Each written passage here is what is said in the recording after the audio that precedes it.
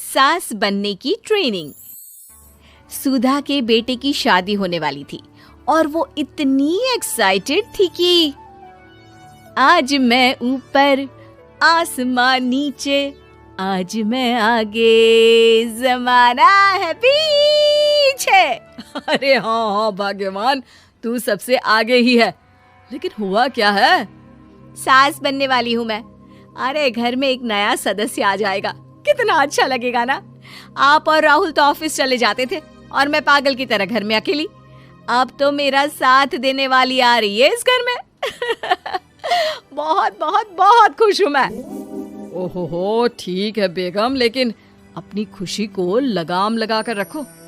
क्या पता कैसी आए, तुम्हारा साथ देने वाली आए या फिर ऐसी आ जाए जो तुम्हारी शक्ल देखना भी पसंद ना करती हो। ऐसा क्यों बोल रहे हैं जी? शुभ नहीं बोल सकते तो अशुभ तो ना बोले। अच्छा जल्दी से तैयार हो जाओ, चांदनी चौक जाना है शादी की शॉपिंग के लिए। हाँ हाँ, थोड़ी सुबह तो हो जाने दो, दुकानें बाजार खुल तो जाए। तुम सच में ना पागल हो गई हो बहू के आने की खुशी में। बेटा माँ की हरकतें देख रहा था। वो सारी बात फोन पर अपनी होने वाली बीवी राशि को बताता है। फिर पता है क्या हुआ? माँ ना सुबह 6 बजे ही पापा को चांदनी चौक जाने को कहने लगी। दूसरी तरफ राशि कहती है, अरे वाह, ये तो बहुत अच्छी बात है ना। सास इतना सोचने वाली मिल रही है, और क्या चाहिए।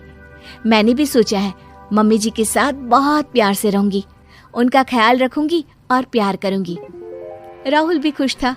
लेकिन बाजार में सुधा जी और उनके पति को एक अजीब सी दुकान दिखती है जिसके बाहर लिखा होता है, हमारे यहाँ सास बनने की ट्रेनिंग दी जाती है।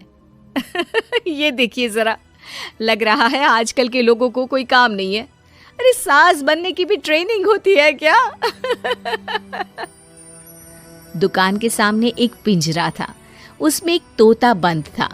सुधा की बात सुनकर तोता बोल पड़ता है, अरे नादान औरत, अगर सास सही तो पूरा घर सही रहता है, परिवार बंधा रहता है और आने वाली जनरेशन संस्कारी होती है। लेकिन तू क्या समझेगी? जा जा आगे जा। ओए, तोते बड़ा बोल रहा है, क्यों आगे जाऊं? मैं नहीं जा रही। देखा देखा, तेरे जैसी औरत को तो सास बनने की ट्रेनिंग लेनी ही चाहिए। निकाल 1000 रुपये और जान दर, नहीं तो पूरी जिंदगी रोती रहेगी। सुधा को तोते की बात में दम लगता है। ए जी, निकालो ना जरा 1000 रुपए। अरे पागल हो क्या? जानवर की बात में आ रही हो? किस पागल आदमी की सुन रही हो, जिसे ये भी नहीं पता कि तोता जानवर नहीं पक्षी होता है। चलो निकालो 1000 रुपये और अंदर जाकर सास के रूप में जीवन को सफल कर लो। हाँ जी, बात तो ये सही बोल रहा है। कहाँ मैं आपकी बात में आ रही हूँ? मैं तो अंदर जा रही हूँ, 1000 रुपये दीजिए। पति क्या करता, बीवी की आज्ञा सर आंखों पर। लेकिन जैसे ही सुधा अंदर जाती है, सामने कई औरतें पहले से ही बैठी होती हैं। मेरी पहली बहू के वक्त मैंने इतना नहीं सोचा था, और आज वो मेरे सर पर चढ़कर नाचती है। गुरुजी, कोई उपाय बताए। तभी गुरु की नजर सुधा पर पड़ती है और वो आंखें बंद कर लेता है। तू पहले भी मेरी दुकान के सामने से होकर गई थी ना, तब क्यों नहीं आई? औरत जो कि गुरु के साथ मिली हुई थी। महाराज, तब पता नहीं था कि सच में सास बनने की भी ट्रेनिंग लेनी होती है। लगा था घर में कोई सदस्य आ रहा है जो सारा दिन मेरे साथ रहेगी, लेकिन ऐसा तो कुछ भी नहीं हुआ गुरुजी। चल फिर पैकेज लेकर 20,000 वाला कल से आ जाना। जी महाराज, गुरुजी की जय हो। वो औरत भी सुधा को देखती है और कहती है, सही जगह आई हो बहन। 10-20 हजार का मुंह नहीं देखना भाई, बस घर बस जाए तो सोचो गंगा नहा ली। बहुत कमा लेंगे अगर परिवार एक रहा, नहीं तो बुढ़ापा वृद्धाश्रम में बिताओ। सुधा डर जाती है। वो गुरु के पास जाती है और उन्हें पैसे देती है। देखो, एक मंत्र गांठ बांध लो कि कभी भी बहू को बेटी ना समझना।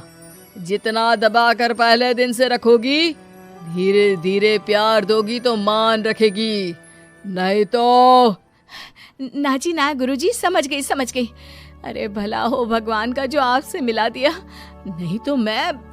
हाँ हाँ, आगे बढ़ते जाए, पीछे और भी लोग हैं, सबको मौका दे। सुधा घर आ जाती है। राशि शादी करके घर आती है तो दिमाग में सास की वही छवि होती है जो राहुल ने दिखाई थी। देखो राशि, मैंने काम वाली हटा दी है।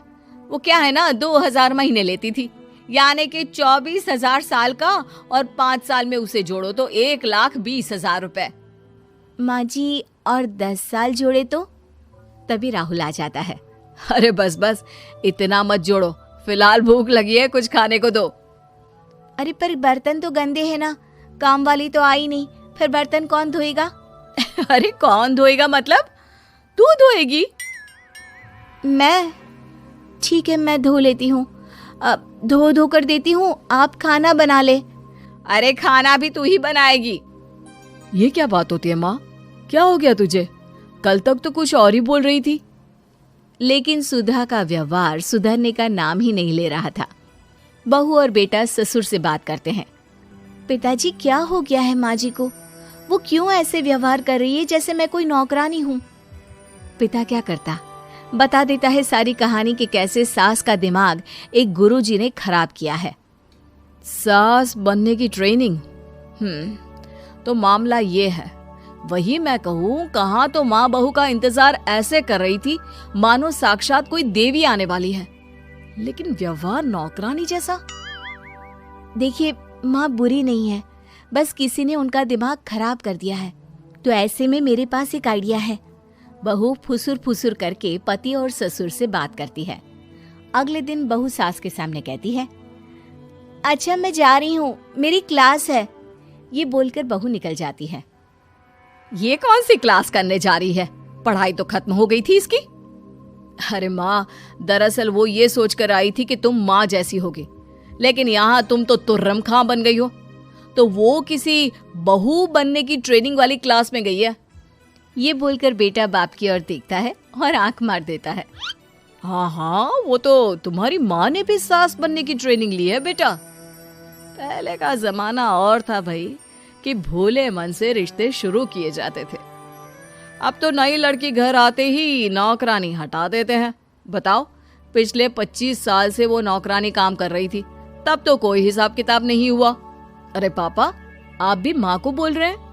अरे माना, वो माँ समझ कर आई, घर में खुशहाली रखने के लिए हमेशा आप लोगों के साथ उठती बैठती, माँ को कभी जवाब नहीं दिया।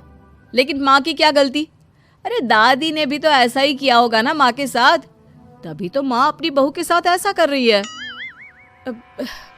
नहीं, वो तो बहुत अच्छी थी।